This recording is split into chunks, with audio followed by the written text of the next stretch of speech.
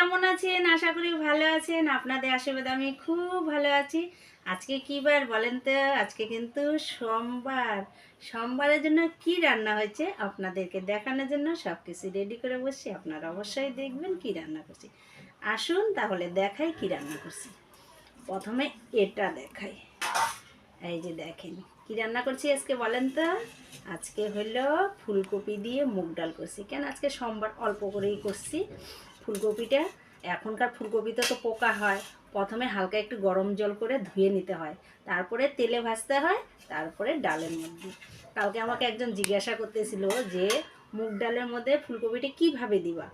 প্রথমে একটু গরম জলে তো ধুয়ে নিতে হয়, তারপরে তেলে ভাজতে হয়, ডাল বসাতে হয়, ডাল যখন হয়ে আসে সোমবারের আগে ফুলকপিটা দিতে হয়। কারণ কালকে আমাকে একজন জিজ্ঞাসা করতেছিল, কেন ডাল আর ফুলকপি আনলাম তো তখন জিজ্ঞাসা করতেছিল। আর দেখেন সাথে আলু ভাজা, গরম গরম ভাত, আলু ভাজা, আর হলো ফুলকপি দিয়ে মুগ ডাল। এই যে ভাত দেখেন, দেখছেন? এই যে হাঁড়িটা অনেক বড়, চাল কম, কারণ আমরা লোকও কম। এই যে থালা নিয়ে বসছি, ভাত কিন্তু রেডি করতেছি।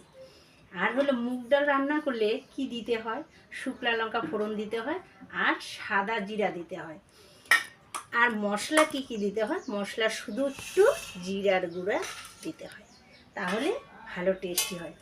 জিরার গুঁড়া আর হলো সোমবারে শুকনো লঙ্কা, তেজপাতা, যারা খায় তেজপাতাও দিতে পারে। আমি একটু আদা আর সাদা জিরা দিছি।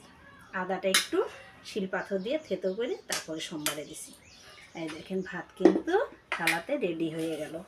প্রথমে হলো আলু ভাজাটা হাত দিয়েই দিই, মানে অনেকক্ষণই রান্না হয়ে গেছে। কেন আমার তো অনেক কাজ থাকে না, প্রথমে উঠে বাসি কাজ করতে হয়, তারপরে ছান করতে হয়, তারপরে রান্না করতে হয়, তারপরে পূজা দিতে হয়। কারণ সোমবারে যদি একটু পূজা টুজা দিয়ে যে একটু ভাত না খাইয়ে যাই, তাহলে আমার সারাদিন আর খাওয়া হয় না। ওই জন্য আমি সকাল থেকে তাড়াহুড়া ভোরবেলা উঠছি। আমার ভিডিওটা ভালো লাগলে লাইক শেয়ার কমেন্ট অবশ্যই করবেন, ফলো করতে ভুলবেন না, ফলোটা একটু বেশি বেশি করবেন।